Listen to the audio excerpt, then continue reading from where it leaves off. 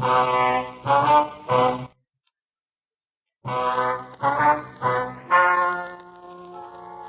and gentlemen, the story you are about to hear is true. The names have been changed to protect the innocent. Dragnet.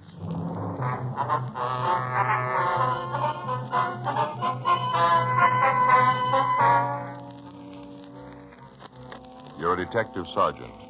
You're assigned to robbery detail. You've been looking for a suspect in a market robbery for 3 weeks. Finally, an informant calls you with information. Your job? Check it out.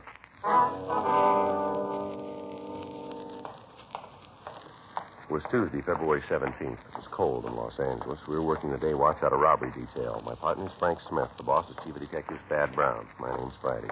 We were on our way out from the office, and it was 10:56 by the time we parked our car and got to 4278 Winona, the Balinese room. Hi, Joe, Frank. Van, how's Hi, it going? Van. I'm walking around, about all I can expect. Sit down. Thank you. Get you anything? No, thanks. No, thanks. Just made a fresh pot of coffee in back. Like a cup? Yeah, I might go for one. How about you, Frank?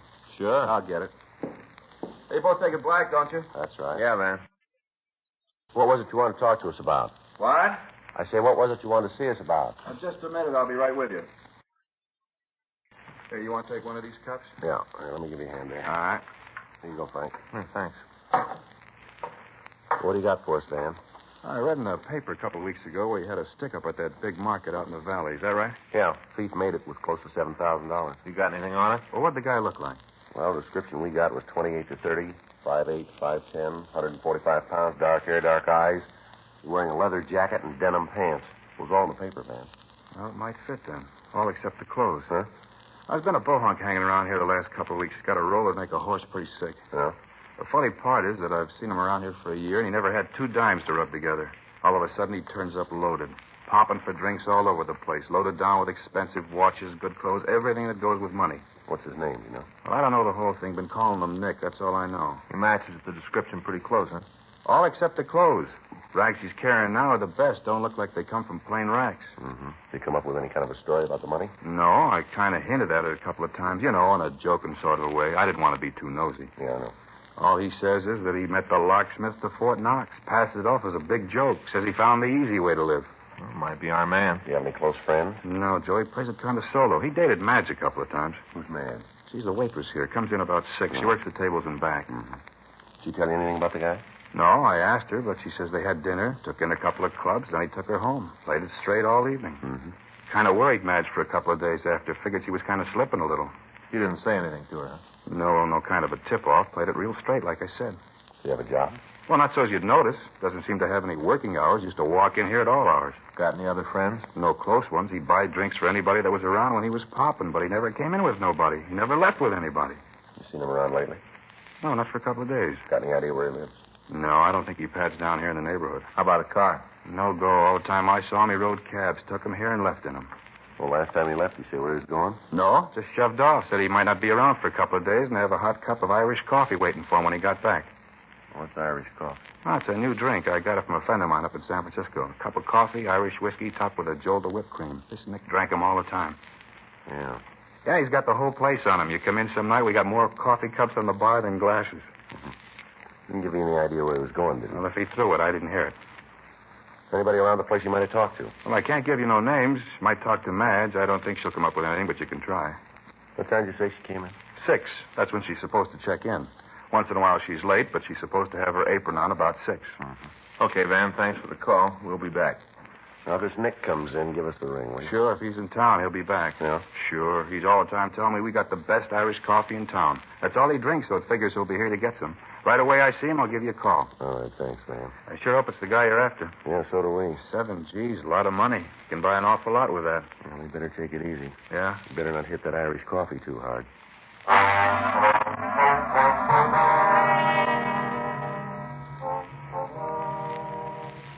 3 weeks previously, on Monday, January 19th at 9:40 a.m., a masked man had walked into a supermarket at the corner of Laurel Canyon Boulevard and Camarillo Street and held up the store for a total of $7,367. The alarm had gone out immediately, but the holdup man succeeded in getting out of the area. All routine procedure had been followed, but it resulted in no information to put us any closer to the thief. Local broadcasts and APBs had been gotten out. The description of the thief had been taken and checked through the stats office. All leads had been followed up without result. The phone call from the bartender appeared to be our first break in the case. Frank and I went back to the city hall and checked the name Nick and the description through the moniker file in R&I. There were only 4 possibles turned over to us. We showed the mugshots to the bartender, but he couldn't give us an identification. We got the home address of Madge, the cocktail waitress, and we went out to see her. Her landlady told us that she wasn't home and that when the girl had left, she said she'd go straight to work. We waited for her at the bar, but after talking to her, we had no additional information to work with. The following morning, we began to canvass the neighborhood. We talked to shopkeepers and store owners. In several clothing stores, we found clerks who thought they remembered the man, but they were unable to give us any information on him. Late that afternoon, we talked to a jeweler. We asked if he had a customer who might fit the description of the suspect. Yes, sir. Seems to me I remember a man like that. What can you tell us about him, Mr. Hobbs? Not much. Bought quite a bit of merchandise. What is it you want to know? Could you give us his name? I'm afraid not. How about receipts? Anything like that? No, sir. It was a cash sale. There was no reason to take his name. Uh-huh. Can you give us any information on him at all? Maybe if you could tell me what this is all about, I could help you out. Well, it's a police matter, Mr. Hobbs. You must understand, Sergeant, I want to do what I can, but it's rather difficult without knowing exactly what it is you're after. Well, we want to find the man. Any information you have that'll help us do that will be appreciated.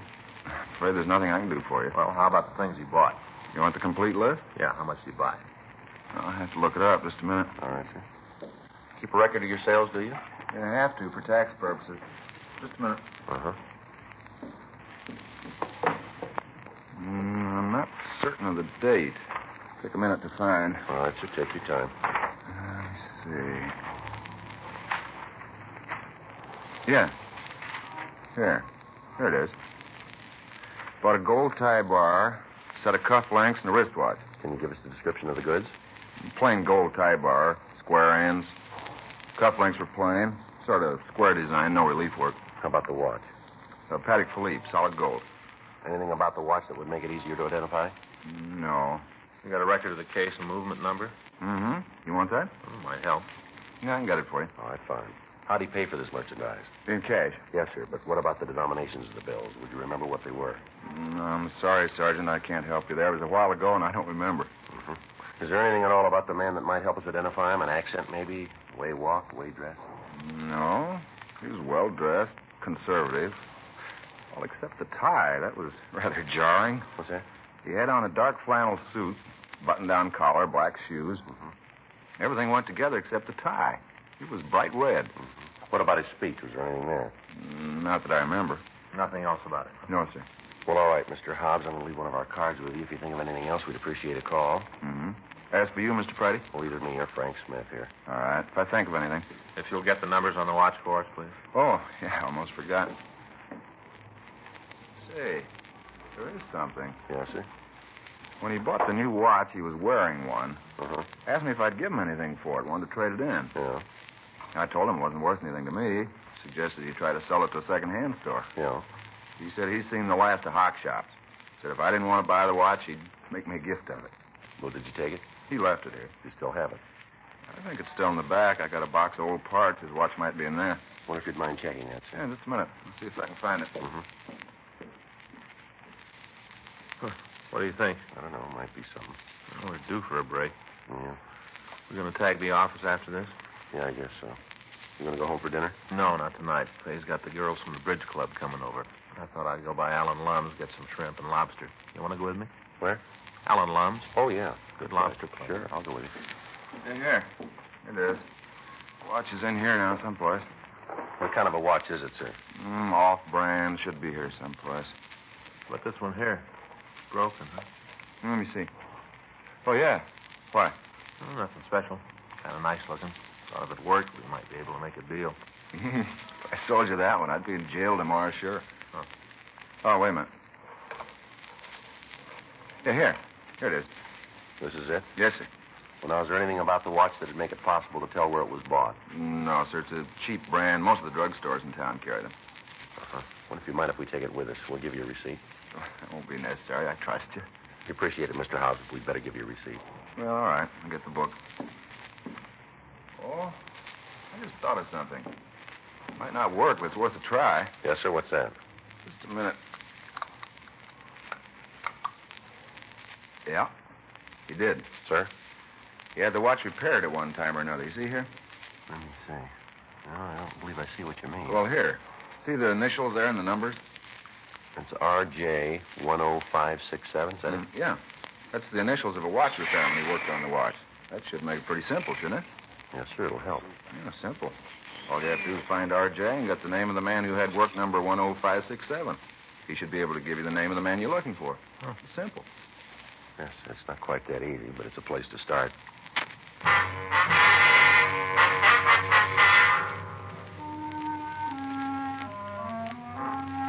We left the jeweler and we went back to the office. We checked the phone book for a watch repairman with the possible initials of R.J.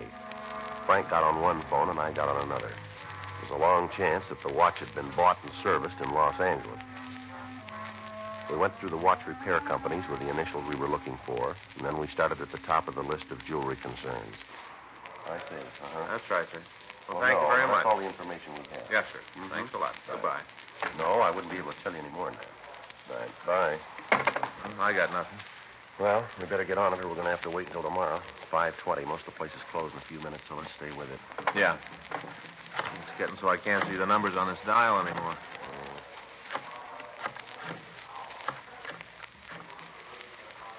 This is Sergeant Friday, Los Angeles Police Department. Hello. Yes, sir. Yeah, this is Officer Frank Smith. No, there's nothing Los Angeles wrong. Police Do Department. you have a watch repairman who uses Wonder the if you initials could give me some RJ? information. No, that's RJ. Yes, Yes, sir. Do you have a watch repairman I who uses see. the initials R.J.? No, sir. No, we're looking for R for information. Robert, That's J all. as in James. Mm-hmm. We'd like to Nothing talk at all. about it. Yes, ma'am. All right, sir. Thank you. I'll wait. Bye. Thank you. I'll hang on. Nothing here. I don't know. Maybe we got a dead end. Yeah, she's gone to look here. I see. Mm-hmm. What's that? Uh-huh. Hello, this is Sergeant Wait just a Friday, minute, Los will you? Angeles Police Hey, hold it, Department. Joe. I got one. Just a minute, please. Would you hold on? Yeah, a minute, that's right. please? What'd This is you say? Frank Smith. Hang on a minute, I got one. This is Frank Smith robbery detail? Uh-huh. Can you tell me who gave you the work number? Uh-huh. No, can you tell me who you gave the work number 10567 to? That's right. 10567. Yes, sir, I'll hang on. Got a guy now, he's checking it. Does it look good? Well, might be. Place down on 5th. West 5th. Well, I'll let this one go for a minute. Yeah. Hello, sir. Yeah, that's Yes, right, that's sir. right. Well, I'll call you back. 567. No, it's nothing important, Who? sir. Well, I may call back. I may Do you not. have an address for him? Yes, sir. Thank you very much. I see. Do you remember him at all? Mm-hmm. Well, thanks very much. We'll get in touch with you. Well, according to this guy, the watch was brought in by Mike Langley. Well, maybe we know who we're looking for now. Well, there's another problem, though. Yeah. There's no address on Langley.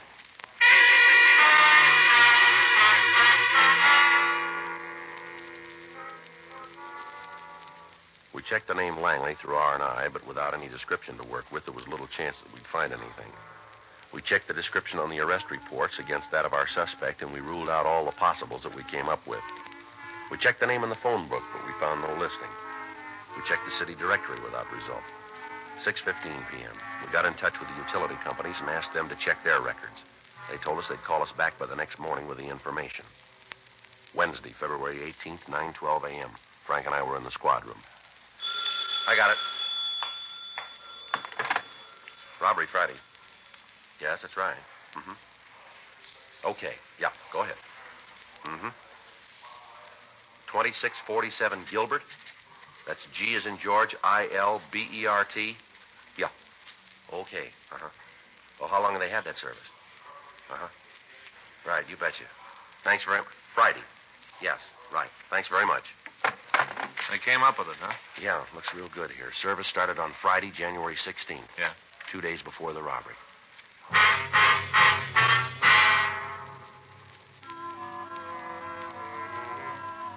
(9:52 a.m.) We made another check at R&I, and then we left the office. We drove out the Hollywood Freeway, turned off at Vermont, and drove over to Gilbert. 2647 was the last unit in the Spanish-style court. Frank covered the back of the place, and I went up and rang the doorbell. The door was opened by a woman in her late 20s. She identified herself as Mrs. Pearl Langley. We asked about her husband. She told us he was at work. Frank and I got the address and drove over to the place. Mike Langley was a fry cook in a small restaurant on Spring Street. We took him back into the manager's office, and we talked to him. He matched the description of the suspect very close. You're way off base. Well, maybe you can tell us where you were on Saturday, January 17th, huh? Sure, I was home helping Pearl. We just moved into the new place the day before. I was giving her a hand getting things straightened out. What about Sunday, the 18th? I worked. Here?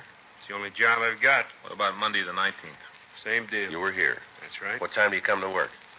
I get in about 6:30, line things up in the kitchen. We open at 7:30. You're pretty sure where you were on the 19th, huh? Positive. Any special reason you're so sure? What do you mean? Well, any reason you'd remember you were working on that day? Nothing besides I haven't missed a day since I took the job. When was that? About a year and a half ago. You have to check with the boss. He'd have a record on what days you were here, huh? That old skinflint, he's got a note on every minute I was in the kitchen. Probably tell you how many eggs I fried since I've been cooking for him. You want to check on that, Frank? Yeah. I want you to look at something here, Langley, and tell me if you know who it belongs to. Sure, what do you got? Right here. It's a cheap watch. It isn't mine. You ever seen it? I don't think so. You ever been arrested? Why you ask that? Have you? No, Never been in trouble with the police? not in California. Where? Texas. Where in Texas? Galveston. What was the beef? Drunk driving and nailed me on the boulevard. What'd you draw? Paid a fine, did 10 days. That's the only trouble you've ever had with the police? That's it. You're sure about this watch? Yeah. Never saw it before? No. Joe. Yeah. Be right back, Langley. I'd appreciate it if you could step it up. The boss is going to start docking me if I'm off much more. Yeah. What do you got? I checked with the owner. Uh-huh. Looks like we're far out on this thing. Huh? Langley was working all day the 19th.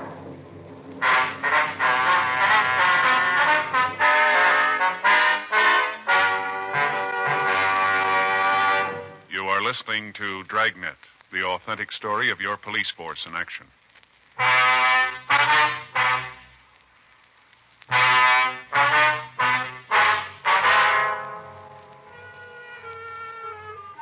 We contacted the authorities in Galveston and talked with officers Rex Torian and Reuben Guzman.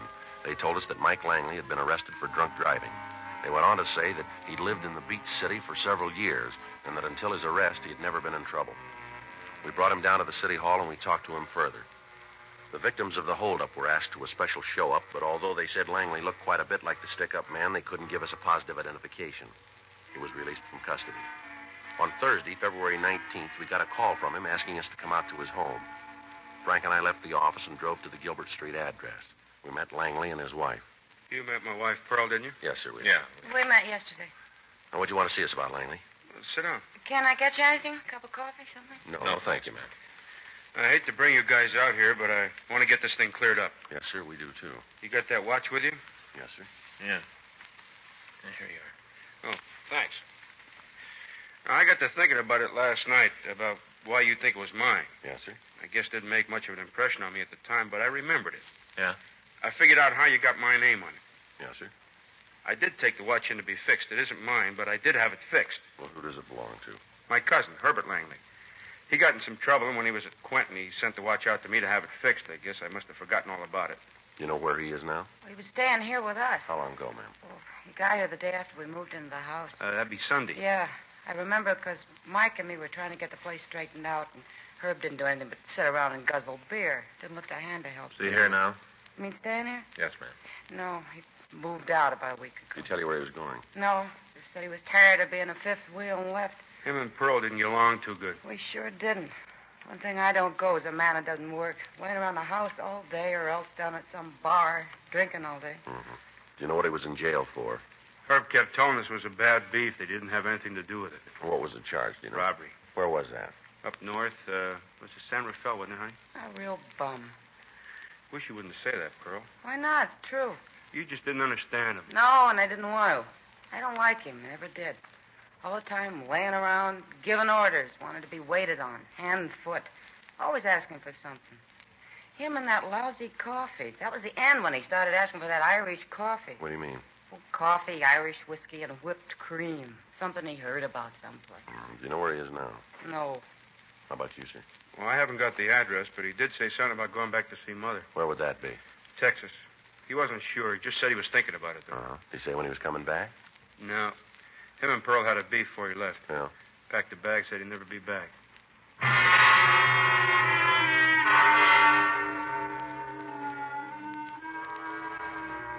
We got a complete description of Herbert Langley and a snapshot of him. Frank and I went back to the office and put in a call to Fred Galloway in the Adult Authority office. He contacted Sacramento and got Langley's prison number. We checked the coming out mug books and got a good picture of the suspect. This was shown to the victims, and they identified him positively as the holdup man. A local and an APB were gotten out on him, and a radiogram was sent to the authorities in Galveston, Texas, asking them to check on the suspect. We got a list of his known friends and other relatives. These were interviewed, but they were unable to give us any further leads on Langley's whereabouts. A week went by. On Friday, February 27th, Frank and I got back into the office from the main jail. Think he's telling the truth? Yeah, well, if he is, it's the first time. He hasn't had an honest job in the last 6 years. Better check the book, huh? Yeah. Robbery, Stewart. Yeah, just a minute. Joe, take one. Thanks, Stu. One? One. Miss Friday. Yes, ma'am. Uh-huh. Well, no, he won't hear it from us. Yeah. Well, how long ago was that? Yeah. All right, no, we'll check it out. Thanks for calling us. Right? Bye. Nothing in the book. It was Pearl Langley on the phone. Yeah? She just got a message from the suspect. Yeah? He's in town.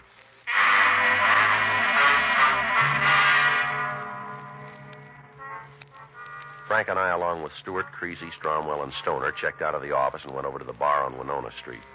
Mrs. Langley had told me on the phone that her brother-in-law had sent a telegram to the house asking that her husband meet him there after work. When we got to the place, the suspect wasn't there. Stewart and Creasy covered the front of the bar, while Stromwell and Stoner staked out on the alley at the back of the place. Frank and I went inside and talked to the bartender, Van Gordon. Hi, Joe, Frank. Van, How's it going? you seen the fellow Nick that you told us about? No, not since I talked to you. If you'd been in, I'd sure given you a call. Why? Well, we got word he's in town. Supposed to show up here. How heavy is he? Well, we don't know for sure. You found out who he is yet? Yeah, we made him for a Herbert Langley. You got him for the market job? Victims say he's the man, yeah. Uh-huh. Well, when did he say he was going to be here? Oh, the way we got it, sometime this afternoon. Say you're going to take him here? Couldn't try. Well, do me a favor, will you? Try to. What's that? Well, if there's a beef, will you try and steer him outside before he gets spat out? I don't want the place broken up. We'll do what we can. We get you anything while you're waiting? How about some coffee? Yeah, I think there's some left. I don't know how good it is. Well, as long as it's hot and black. Well, I'll get a couple of cups. You want to drink it here at the bar? No, we'll take it in one of the booths. Bar. Okay. Hey, you'll remember, huh? What's that? I'll try to steer him outside. Yeah, Van. Frank and I sat down in the booth and we waited. 2:30 p.m. 3. No sign of Langley. 3:30. Several people came in and sat down at the bar. The bartender tried to get him out of the place as soon as he could. In the event there was any trouble, we didn't want anyone to get hurt. 4 o'clock. 4:15. Hi, Van. How's it going? Oh, pretty good, Nick. Where you been? Oh, took a couple of weeks out of town. Had some business to do. Uh-huh. How'd it be? Irish coffee, huh? Yeah. Put some whipped cream on it this time. Sure. That's him. Let's go. Yeah. You ever been up through Washington, Van? No. You should try to make the trip sometime. Sure beautiful. Got something you want? Herb Langley? Who's asking? Police officers, you're under arrest. They're right. Stand up. What's the charge? Robbery. Now stand still. I'll shake him, Joe. Get him outside, huh? Steer him outside. Don't break up the place. Get out of here. Come on, get out of here. All right, come on. Get up. Want a cup? Yeah. Oh, look at this place. Just look at it. It's going to take me a couple of weeks to open it up again. Oh, we're sorry about it, Van. Oh, this isn't going to do much good where the place is smashed up. Who's going to pay for it? Who's going to make it right? I wouldn't know. See, I asked you to steer him outside. I asked you, steer him outside. Well, he didn't give us much choice. Huh? This is the way he wanted it. Nice to say, but who's going to pay for it? Well, it wouldn't do much good if I told you. Huh? He's got another bill to pay first.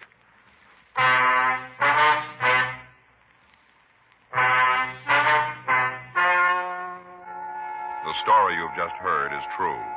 The names were changed to protect the innocent. On July 13th, trial was held in Department 92, Superior Court of the State of California, in and for the County of Los Angeles.